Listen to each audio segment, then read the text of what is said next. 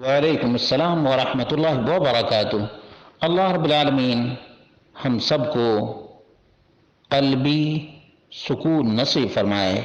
سوال یہ تھا کہ مال ہے، دولت ہے، کاروبار ہے، سب کچھ ہے، اس کے باوجود سکون نہیں ہے، قرآن بھی پڑھتے ہیں، تو اس کا سبب کیا ہے؟ اس کا جواب یہ ہے کہ آدمی بسا اوقات کاروبار پھیلنے کی وجہ سے بھی سکون سے محروم رہ جاتا ہے۔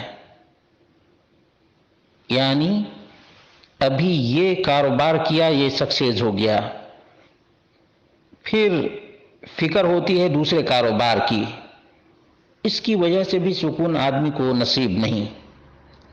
آدمی کو قناعت نصیب ہو جائے تو دل کو سکون بھی ملے گا،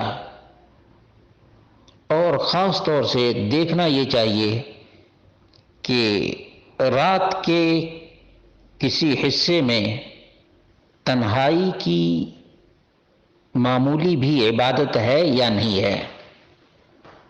سکون پانے کے لیے فجر سے پہلے کا جو وقت ہے،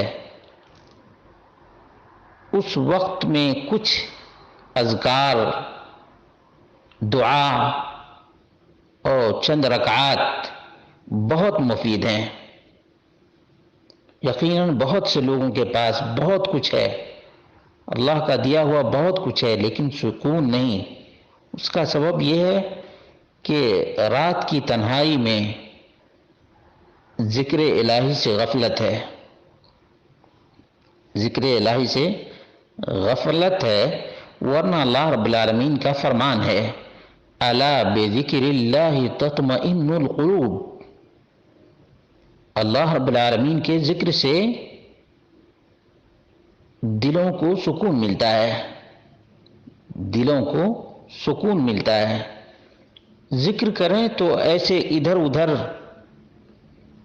تاکتے ہوئے نہیں، بلکہ پوری توجہ کے ساتھ، انہماک کے ساتھ، اور خاص طور سے جو اذکار کر رہے ہیں ان اذکار کے معانی، میننگ اور مفہوم کو بھی سمجھنے کی کوشش کریں، تو دل سے جو بات نکلتی ہے اثر رکھتی ہے۔